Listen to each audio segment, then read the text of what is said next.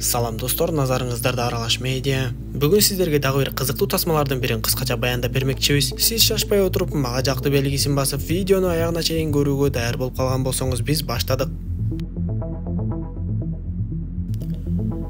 Тасманын башында эле Джейми Логан аттуу адам үйүндө өзүнүн кичинекей кызы Седи менен сүйлөшүп, унаасын оңдоп жатканын көрөбүз. Бирок Джейми аялы менен ажырашып кеткендиктен аялы азыркы учурда башка адам менен жашайт экен. Ошентсе да Джейми күн сайын кызы менен барып көрүшүп, аны менен убакыт өткөрүп турчу. Бул күнү кызын үйүнө алып келгендиктен аны кайра апасына алып барып тапшырып, андан соң шахтага жумушуна жөнөйт. Көрсө Джейми буга чейин спорт менен алектенип жүрүп, бирок бир кезде тилекке каршы тизесин оорутуп алат. Ошондон улам спортту улантуу мүмкүн эмес болуп, бир аз аксап басса дагы билдирбей ушул жумушка орношкон эле. Ошол күнү ал адаттагыдай эле жер алдында өзүнүн техникасы менен иштеп, бирок бир кезде эле аны жетекчилик чакырып калат. Албетте жетекчилик жөн чакырбаганын түшүнгөн Джейми жетип барса эле, жетекчи Джеймиге өкүнүчтүү кабарын айтат. Ал Джеймиге: "Сен азыртан баштап жумуштан бошотулдуң. Биздин жумушчулар сенин аксап басканыңды байкап калышыптыр. Сен бизди кечирип кой, бирок камсыздандыруу компаниясы мындай тобокелге барбайбыз деп жатышат. Ошондуктан биз сени жумушка ала албайбыз" деп айтат. Анда жумуштан капалуу чыккан Джейми Меллиге барып жолуккандан кийин, андан ары кайра эле мурунку аялына барып, кызы Седини алып сейилдөөгө чыгып келмекчи болот. Бирок бул күнү кызы Сединин үй бүлөсү менен башка пландары бар болгон болот. Анан да ошол жерден Джейми мурунку аялы Боби өзүнүн күйөөсү менен кызы Седи жана башка балдарын алып башка жака көчүп кеткени жатканы жөнүндө да билип калат. Эгер алар көчүп кетип кала турган болсо, анда Джейми кызы Седи менен көрүшүүгө дагы да оор болуп калмак. Анда андан бетер көңүлү чөккөн Джейми кечинде барда иштеген бир тууган иниси Клайдка келип жолугуп, Клайд болсо мурун согушка катышкандыктан бир колунан ажырап протез кийип жүргөнүн көрөбүз. Алар сүйлөшүп отурушуп Джейми дааратканага кирип кеткен кезде, ал жерге жарышчылар кирип келишип,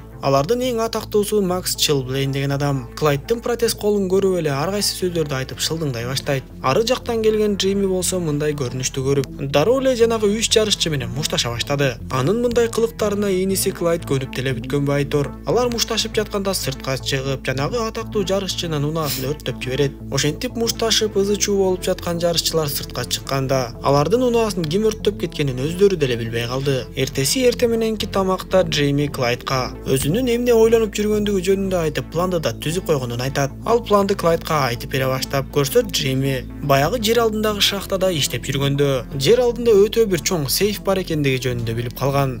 Жакында ал жердеги стадиондо чоң жарыштар болуп өтмөкчү. Кызыгы кандай гана иш болбосун, акчанын баардыгы ошол жер алдындагы сейфке түтүктөр аркылуу кетет экен. Мен көп эле нерсени изилдеп даярдап койдум. Стадионго эл өтө көп келет жана акча укмуштуудай айланат.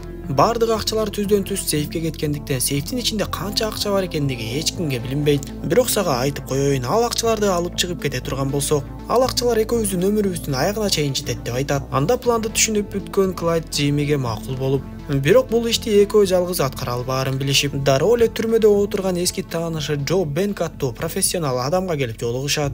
Урматтуу мекендештер, өзүңүздөр билгендей Москва шаарында рейдтер, массалык кармоолор күч алууда, андыктан документи жок жүрүүдөн абайлаңыз. Эң башкысы официалдуу адамдарга кайрылыңыздар. Бизге документтин бардык түрлөрү боюнча кайрыла берсеңиз болот. Мөөнөтү өтүп кетсе же базадан чыгып кетсе, Сахаровага карточка, ДМС, ННН, СНИЛС, ОМС, медкарта, трудовой договор, кара тизмени текшерүү жана башка кандай гана көйгөй болбосун таза жана ишеничтүү жазап беребиз. WhatsApp ссылканы видеонун баяндамасынан табасыз, же болбосо экрандагы +7 903 107 30 41 номерин терип байланышыңыз. Ошентип Джейми менен Клайд Джого өздөрүнүн планы жөнүндө айтып бере башташып, ал эми буга чейин өтө көптөгөн тоноо иштерин жасаган тажрыйбалуу ууру Джо болсо, менин абактагы мөөнөтүм бүткөнү деле калды. Силердин планыңар канчалык деңгээлде ишеничтүү? Силерге кошулам деп жатып, мен жакында түрмөдөн чыкпай эле кайра отуруп калбайын деп айтат. Анда Джейми Джого планды ийне жибине чейин түшүндүрүп, керек болсо Джону түрмөдөн эч кимге билгизбей чыгарып, тоноо ишин жүргүзүп, кайра ошол күнү кечинде эле эч кимге билгизбей түрмөгө алып келип коюунун укмуштуу планын айтат. Керек болсо алардын бул тоноо иши төнкөсөм эмес, чак түштө болот экен. Баарын түшүнүп бүткөн Джо болсо эми өзүнүн шартын коюп, сыртта менин 2 иничектерим бар, ошол экөөнү дагы өзүбүзгө кошобуз. Антпесек үчөөбүзгө кыйын болуп калат. Жакшылап пландап бул нерсени ишке ашырып кетсек, уурдалган сумманы баардыгыбызга тең бөлөбүз деп айтат. Анда Джейми менен Клайд жоосуз иш кыла албагандыктан ал жердеги болгон сөздөргө макул болушат. Ошентип алар бул ишке Мелли деген кызды дагы кошуп алмакчы болушуп, көп өтпөй жанагы Джо айткан анын эки иничегине жолугушат. Бардыгы чогулуп планды мыктап түзгөндөн кийин акырындап ишти аткарууга киришишип, дегенде эле Клайд унааны айдайт да дүкөндө барып сүзүп салат. Албетте кылмыш иши козголуп аны 3 айга эркинен ажыратышат. Буга эч ким деле эч кандай капа болгон жок, анткени мунун баары план боюнча болчу. Ошол эле убакта Джейми кызы Сэддиге дагы көңүл бурууну унутпай, жакында боло турчу конкурска кызын даярдап эле ага дем күч берип жатты. Ошентип күндөрдүн биринде Джейми баягы эски жумушуна келет. Ал бир буюмдарын унутуп калган киши болуп эле имараттын архитектуралык чиймесин билдирбей алып кетет. Ал чийме жер алдындагы туннелдерди аныктоо үчүн керек эле. Анан да Джейми чыгып баратып эски кесиптешине жолугуп калып, ал кесиптешинен шахта бул жолу белгиленген күндөн эртерээк жабылаарын билип калат. Көрсө кесиптешинин айтуусу боюнча бул жолу план эрте толгондуктан бир жумага эрте жабылат экен. Анда Джейми бул кабарды команданын бардык мүчөлөрүнө жеткирип, биздин тоноо ишибиз белгиленген күндөн бир жумага эртерээк болот деп айтат. Ал эми банктын сактоочу жайынын кызматкерине күтүлбөгөн жерден эле таттуу торт келип калат. Таттууну сүйгөн ал аял кесиптештери менен торту жейли деп жатышып эле.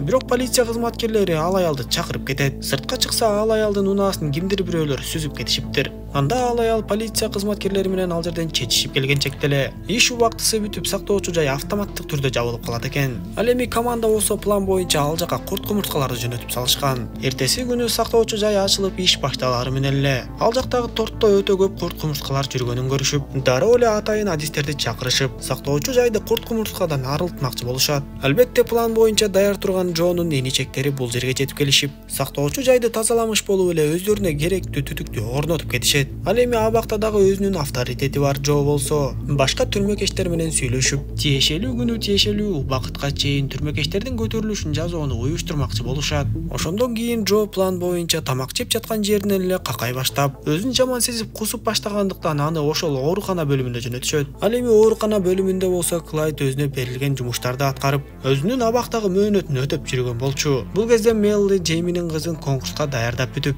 аны жазалгалагандан кийин унаасын айдайт да тиешелүү жерге жөнөйт. Бул кезде Джейми дагы тиешелүү жерде команданы күтүп жаткан болчу. Джо медайымдан дааратканага барып келүүнү суранып, болбой атып барып келүүгө уруксат алат. Ал жерде өтүп бара жаткан Клайд пациентке мен жардам берем деп, Джону дааратканага алып жөнөп кетет. Дал ушул учурда план боюнча түрмөнүн ичиндеги көтөрүлүш баштала баштап, дегенде түрмөкечтер бири-бири менен мушташып кетишет да. Ал жака кирген кароочуларды дароо басып туткундап калышып, катуу көтөрүлүштү баштап калышат. Кызматкерлер түрмөнүн жетекчисине башка жактан жардам чакыралы деп башташса, түрмөнүн жетекчиси Бернс биз эч жактан жардам чакырбайбыз, өз күчүбүз менен эле бардыгын ордуна коебуз деп айтат. Көрсө бул түрмө рейтинг боюнча буга чейин эч кимди качырбаган жана көтөрүлүш ызычууларды өздөрү эле басып койгон көрүнүктүү түрмөлөрдүн бири болот. Ал эми Джо менен Клайд болсо даярдалган жак менен качып чыгышып, кызматчы унаанын алдындагы даярдалган тактайчаларга бекинишет. Унаа түрмөдөн чыгып бир жерге токтогон кезде алар унаадан түшө качышып, аларды күтүп турган Меллиге түшүшөт да. Бардыгын күтүп жаткан Джеймини көздөй учкан куштай жөнөштү.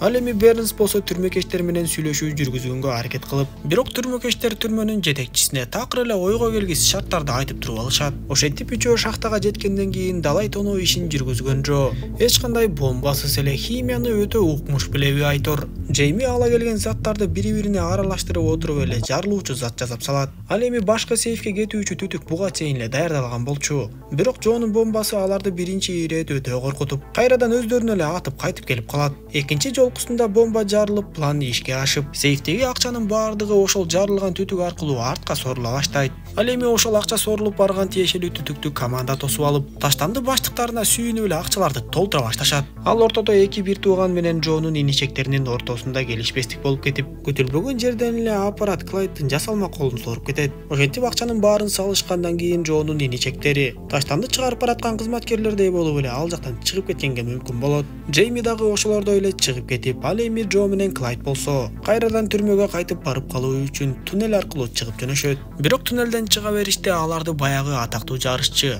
Макс Чилблейн көрүп калат да Клайдды дароо эле таанып калат. Ал эми Сэдди болсо конкурс башталып дээрлик анын кезеги келгени калган болчу. Бирок анын атасы дагы эжеси дагы эмгичекти келбегендиктен маанайы акырындан чөгө баштаганын көрөбүз. Ал эми түрмөкечтер болсо бардык терезелерди жаап, видео камералардын дагы беттерин жаап салгандыктан алар түрмөнүн ичинде эмне кылып жатышкандары эч нерсеси көрүнбөй калат. Түрмөкечтер болсо чакага бир аз от жагышат да аны жогору көтөрүшүп, имаратта өрт белгиси бериле баштагандыктан түрмө жетекчиси эмне кылаарын билбей айла жок өрт өчүргүчтөрдү чакырууга аргасыз болот. Бир канча убакытта өрт өчүргүчтөр жетип келишип, Клайд менен Джо дагы план боюнча эле өрт өчүргүчтөрдүн кийимдерин кийип эле ошол унаадан билинбей түшкөнүн көрөбүз. Өрт өчүргүчтөр күч менен эшикти ачып киришип, бирок ал жерде эч кандай өрт болбой эле турганын көрүшөт. Ал эми Джо оорукана бөлүмүндө өзүнүн бөлмөсүнө жатып калганга жетишип, Джо менен Клайдты чындап эле эч ким байкабай калды. Сэдди сахнага чыгып ырын ырдайын деп жаткан кезде сырттан атасынын кирип келгенин көрүп көңүлү да көтөрүлүп, атасына арнаган ырын ырдап жыйынтыгында жеңүүчү болот. Түндө бардыгы уктап жаткан кезде Джейми ойлуу туруп алып бир нерселерди өрттөп жатканын көрөбүз. Анан да полицияга коңгуроо түшүп, алар дароо эле жетип барышса, май куюучу жайдагы чоң унаадан оордалган акчаны табышат. Ал эми кийинки көрүнүштө тыңчы Сара Грейс ошол жер алдындагы тонолгон сейфке келип изилдей баштайт. Дароо эле бир канча нерсени түшүнүп, урлар бизге толук акчаны кайтарып бербептир. Май куюучу жайдагы унаадан табылган акчалар бул жердеги акчалардын болгону бир бөлүгү деп айтып, кылмышкерлердин сары изине түшүп изилдей баштады. Баягы Макс Чилблейн Сарага көрсөтмө берип, мен туннелдин чыга беришинен бир колу жок Клайд деген адамды көргөмүн. Бул тоноо ишин ошол эле кылды деп айтып, бирок анын сөзүн тактай турган бир далил жок болчу. Ал эми Клайд болсо агасы акчаларды полицияга кайтарып берип салгандыгы үчүн өкүнүп, капалуу абалда үйүнө чыгып барып, бирок үйдөн бардыгы андай эмес экенин билет. Сара Грейс болсо баягы түрмөнүн жетекчисине келип, Клайд аттуу адам негизи түрмөдө болчу экен, бирок аны ошол күнү сырттан көргөндөр да бар экен. Анын үстүнө тоноо ошол күнү да болду. Деги эле ошол күнү түрмөдө эмне болду эле деп сураса, түрмө жетекчиси эч кандай сыр бербей, ал күнү түрмөдө эч нерсе болгон жок. Өзүңөр билгендей биз бир дагы түрмөкечти качырбайбыз. Силер шектенип жаткан Клайд дагы, Джо дагы өздөрүнүн мөөнөттөрүн аягына чыгарып анан түрмөдөн чыгышты деп айтат. Анан да ошол күнү түрмөгө өрт өчүргүчтөрдү эмнеге чакырдыңыз эле деп сурап, түрмө жетекчиси ашканада өрт чыгып ошол жака чакырганбыз, бирок ал жактагы өрт бат эле өчүп калды деп коет. Ал эми түрмөдөн чыккан Джо болсо түз эле Клайдга жетип келип, анын агасы Джейми шаардан көчүп кетип калганы жөнүндө билет. Анда Джо Клайдга, силер чындап эле акчаларды полицияларга кайтарып берип салдыңарбы же жокпу билбеймин. Бирок мен Джеймини сөзсүз түрдө табам жана өз акчамды алмайынча калбайм деп айтат. Үйүнө келип жаткан Джо эшикти бирөө тыкылдатканын угуп, сыртка чыгып карап, бирок эч кимди таппай коет. Таң калган ал ар жак бер жагын карап, бурчта күрөктүн турганын көрүп, бардыгын дароо эле түшүнүп калат да күрөктү алып барып бактын түбүн каза баштады.